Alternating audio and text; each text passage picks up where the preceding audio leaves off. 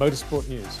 To Switzerland we flew to hook up with Kimi Räikkönen and the Shell team to have some fun with some snow karts. The object, sort of, was to have a bit of a race. The result was, well, Kimi was just being nice, I guess, so let's put it that way. So before we kitted up, knowing that the action would soon quickly dissolve into fast, we decided to get responsible for a moment and chat about a few matters related to Shell and the business of racing and driving.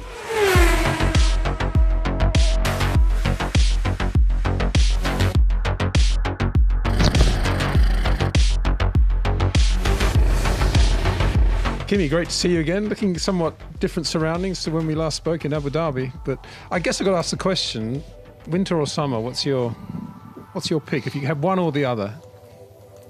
I wouldn't choose. I think I enjoy both, especially when it's a proper winter like this. You know, after the summer goes and before the winter comes, the middle part is the worst option when it's all slushy and raining and dark. But once it's snow, good snow, it's good fun and there's a lot of things to do, so I don't mind.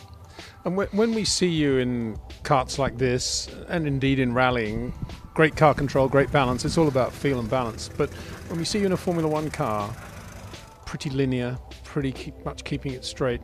Tell us about that balance and what is your real DNA? Sliding or controlled understeer? I think it's more fun when you're sliding. It's a different, you know, like rally and F1. They're completely different sports. And obviously today is go-karts.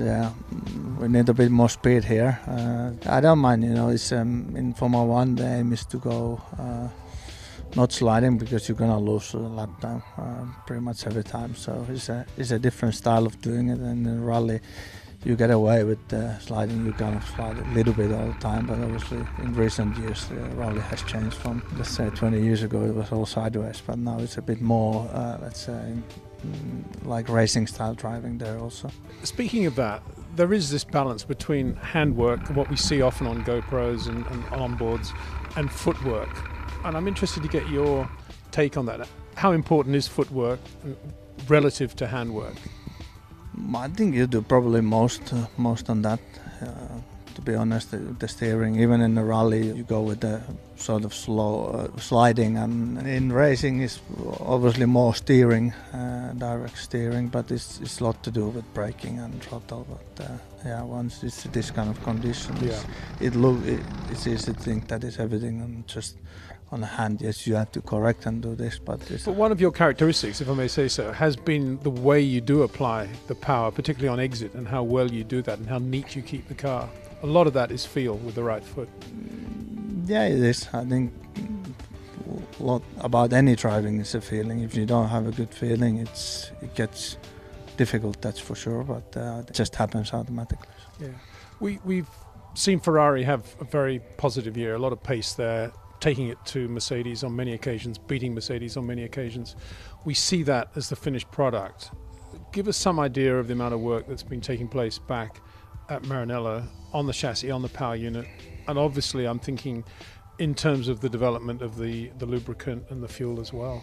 Obviously it's never-ending story, you know. It's I think if there wouldn't be any regulations, it would be 24 hours every day working, and there would be different shifts. But obviously, I think in a way it's good because people need rest, and it's a hard work for everybody. And there's a lot of people nobody sees on TVs and races, and they are doing the base work and they're designing the car at the factory. So it's a lot of work, and it's like I said, it never ends. It doesn't matter if you win or you don't do well. It's the same amount of work goes in.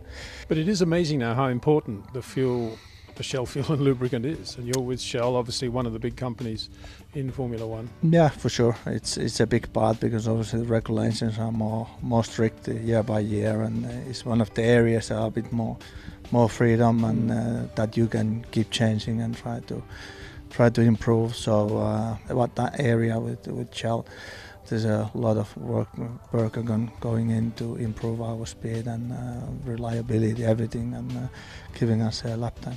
Here we are, quite obviously in the winter. How much of a break will you have? And if you do have a break, how does that fit in with the context of the amount of work you've got to do with the team over the winter? Obviously today is obviously not, but Well, it's today's a holiday, right? Having fun. I wouldn't say. Well, I would be home if it would be holiday, but yeah, it's a different and it's more relaxed than, let's say, on a race circuit what we have, and still have a one day, and then you never really keep thinking them until they're all finished, and obviously soon is Christmas in a bit more than a week, and had some time off on January, getting ready for next year, and then and fuel does play such an important part as well, as we saw in Abu Dhabi. Managing the fuel. It's a big part this for many years already, but obviously that's the area where we can make a big gains and everybody can make. But probably seems a long time ago now, but that pole at Monaco was beautiful to watch, and a nice pole to have anyway. The Monaco pole's always a good one. How much does that, and some of the other great performances we saw from you this year, how much does that give you a hunger and a confidence going into 2018? Personally, it's nice to start from zero, so you're not half a year done, and you're a long way off. And then we started a bit slowly the year, and obviously then it's a bit. We had some good moments, but far from what we wanted. If you take the whole year, and we start next year, and we just need to put things correct.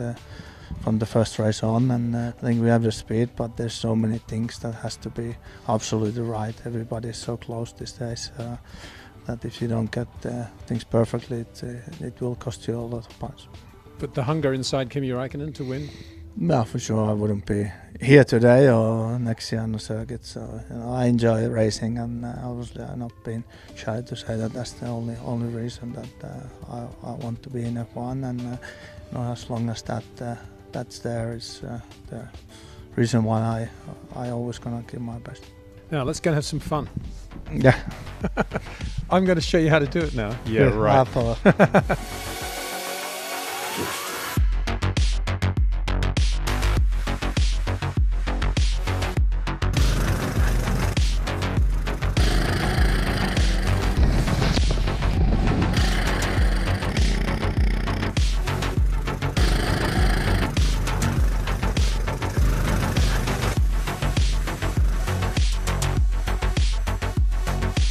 But that was a lot of fun, especially beating Kimi Räikkönen. Yeah, right. Thanks, Kimi, for waiting for me. But actually following him for the millisecond that I was somewhere near him, it did strike me that it's a bit strange that he didn't win a lot of rallies when he was doing that part of his career, because his car control is so fabulous. You don't see much of it in Formula One, of course. And chatting to him afterwards, he was saying that at rallying, the real problem was having total confidence in the co-driver and knowing exactly what was going to come next. That only comes over a period of time. But it was great to see him in this environment, and a big thank you to everybody involved in putting this together, because it's one thing to say, let's go meet Kimi Räikkönen in the Swiss Alps. It's quite another, actually, to be out in karts in the snow and to make it all happen. It doesn't happen very often in the motorsport world these days, but it has. So a big thank you to everyone, especially Shell, of course. I think it's hot chocolate time. Very cold here, and we're heading back. We've talked